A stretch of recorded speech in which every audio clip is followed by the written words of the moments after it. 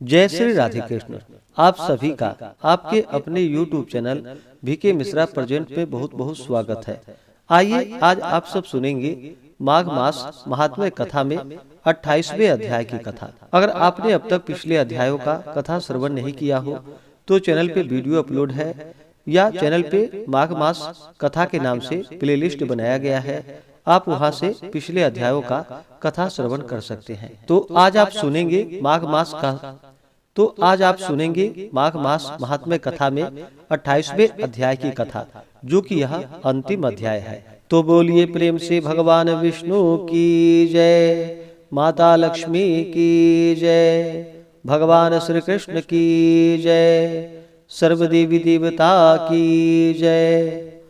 वशिष्ठ जी बोले कि हे दिलीप सुनो, आज छोदा सरोवर में स्नान करके वे लोग सुख पूर्वक और संतुष्ट होकर आकाश मार्ग से उस स्थान पर पहुँचे। तब लोमस जी बोले, संसार के इस तीर्थराज को श्रद्धा पूर्वक सब लोग देखो, यह वही यज्ञ की वेदी यजमान का स्थान है। ये 3 कुंड हैं जिनमें अग्नि जल रही है। यहाँ पर सबकी तृप्ति होती है। यहीं पर 33 करोड़ देवता संतुष्ट होकर आनंद पूर्वक रहते हैं और स्वादिष्ट पर्यांत सोम धारा पीते हैं। वह यही स्थान है जहाँ पर त्रिशूलधारी महादेव जी प्रकट हुए थे। देवताओं से सेवित यह अक्षयवट बरगद है, जिसकी जड़ पाताल तक गई है। और मृकंडू के पुत्र श्री मार्कंडेय जी जब प्रलय के समय संसार जल से डूब रहा है, जिस भगवान के मुख में रहते हैं, वह जनार्दन भगवान इसी वट वृक्ष पर योग की निद्रा लेते हैं। यह वही महादेव जी की अति प्रिय सुंदर भगवती भागीरथी, जिसकी सिद्ध लोग सिद्धि के लिए सेवा करते हैं, जन जन को भुक्ति और मुक्ति प्राप्त कराने के लिए भ्रमण करती है। इनका जल पीकर मनुष्य मुक्त हो जाता है। हे मुनि, गंगा यमुना का संगम बड़े पुण्य प्रताप से प्राप्त होता है। इसमें स्नान करने से जन्म मृत्यु से छुटकारा तथा ज्ञान प्राप्त करके प्राणी तर जाता है।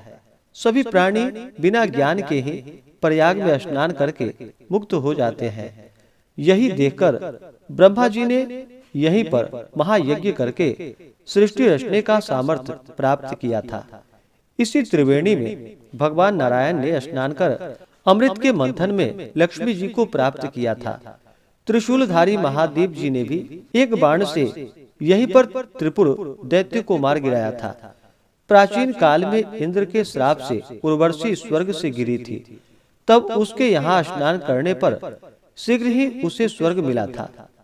नहुष कुल के राजा ययाति ने वंशधर पुत्र को प्राप्त किया था। हे द्विज श्रेष्ठ, इस पुण्य संगम में पुत्र चाहने वाले को स्नान करना चाहिए। यहीं पर इंद्र ने प्राचीन काल में अपनी माया से कुबेर के सब धन को स्नान करके पाया था। प्राचीन काल में नारायण तथा नर ने हजारों वर्ष तक इस प्रयाग में निराहार हो उत्तम धर्म किया था। यहाँ पर जैगिशव्य सन्यासी महादेव जी की जैसी शक्ति वाली होकर विजय पाए थे तथा अणिमादि बहुत छोटा या बड़ा बनाना इत्यादि योग के अति दुर्लभ ऐश्वर्य पाए।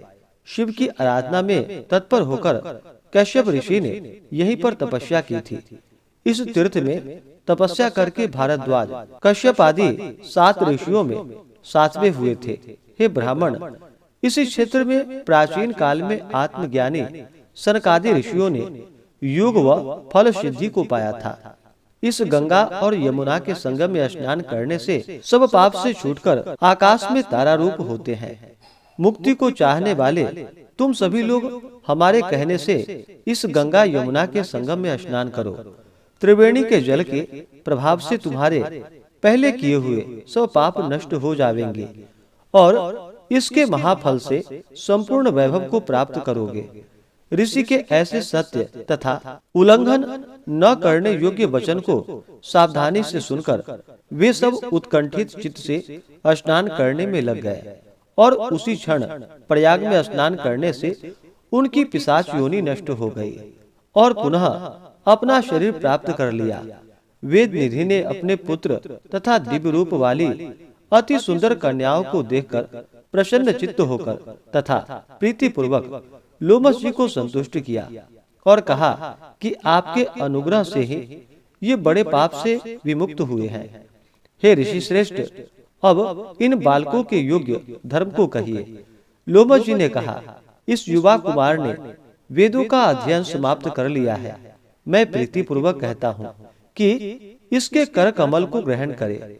तब लोमस जी के तथा अपने पिता के वचन से इस धार्मिक ब्रह्मचारी ने विवाह विधि से सुंदर द्रव्य तथा मंत्रों से तथा ऋषियों से मंगल किए जाते हुए धर्म पूर्वक 5 कन्याओं से पानी ग्रहण किया। इन कन्याओं के मनोरथ पूर्ण हुए और वे सब बड़ी प्रसन्न हुई। वह कुमार भी अति संतुष्ट हुआ। लोमस जी को नमस्कार करके और उनसे आज्ञा लेकर वे देवताओं से सेवित मेरु पर्वत पर चले गए। हे राजन, तब वेद निधि अपने पुत्र तथा 5 बहुओं को साथ लेकर प्रसन्न चित्त होकर कुबेर के नगर को गए। वंचक, पिता का द्रोही, गुरु की पत्नी से रत, कन्या की बिक्री करने वाले, विष्णु तथा ब्राह्मण से द्रोह करने वाले, ये लोग भी इस पवित्र कथा को सुनकर तथा संगम में स्नान करके शुद्धि प्राप्त करते हैं। यह तीर्थ मोक्ष देने वाला व मनचाहा फल देने वाला है और गोपनीय है। जिनको श्रद्धा न हो उनसे यह कथा गुप्त रखनी चाहिए। हे सूत जी के पुत्र, यह कथा उनसे कभी नहीं कहनी चाहिए। जो इसको पढ़ता है या सुनता है या वही ब्राह्मण विष्णु का सायुज्य प्राप्त करता है। यह पुण्य देने वाली है, पाप को हरने वाली है, धन्य है, बुरे स्वप्न को नाश करने वाली है। इस महात्म्य को सुनकर इसके पढ़ने वाले का पूजन कर तथा उसे गाय, स्वर्ण तथा वस्त्र देने में विष्णु भगवान प्रसन्न होते हैं। जो इस दिव्य महात्म्य को सुनते हैं और याद करते हैं, वह सब पापों से छूटकर विष्णु लोक को जाते हैं और उनकी सब कामनाएं पूर्ण होती हैं और वे सुरलोक को प्राप्त करते हैं, जो धर्महीनों के लिए दुर्लभ है। इसको ब्रह्मा जी ने पहले वशिष्ठ मुनि से कहा था, उसको दत्तात्रेय जी ने कहा तथा वशिष्ठ जी ने राजा दिलीप से कहा और मैंने कार्तिवीर्य को सुनाया। जिसके घर में लिखा हुआ यह महात्म्य सर्वदा पूजा जाता है, उसके घर में सर्वदा भगवान नारायण पूजित रहते हैं। जो मनुष्य निरंतर नित्य इस महात्म्य को सुनते हैं, वे मानो सब वेद मंत्र पुराण का संग्रह किए हुए हैं। पुष्कर तीर्थ में, प्रयाग में, गंगा सागर में, देवालय में, कुरुक्षेत्र में तथा विशेषकर काशी में इसका पाठ अवश्य करनी चाहिए। पुष्कर तीर्थ में ग्रहण में इसका पाठ करने से दुना फल होता है तथा जो मन लगाकर इसको सुनता है और पुराण वासने वाले ब्राह्मण का पूजन करता है तथा हे सूत जी के पुत्र, गाय, भूमि, वस्त्र, आभूषण इत्यादि अमूल्य पदार्थ देता है, ऐसा करने से जो पुण्य होता है उसको मैं कह नहीं सकता। ऐसा मनुष्य संसार में सुखी होता है, उसको किसी प्रकार की पीड़ा नहीं होती और वह मरने पर वैष्णव पद को प्राप्त होता है। इस प्रकार से श्री पद्म पुराण के अंतर्गत माघ मास महात्म्य कथा में वशिष्ठ दिलीप संवादे 28वें अध्याय की कथा आज पूर्ण हुई।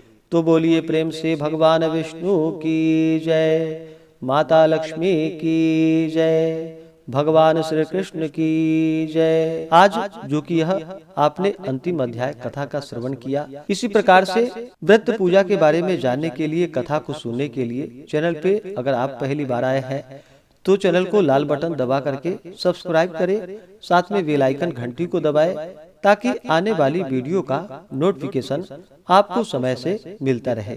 वीडियो को लाइक करें, शेयर करें, सुखी रहें और स्वस्थ रहें। जय श्री राधे कृष्ण। धन्यवाद।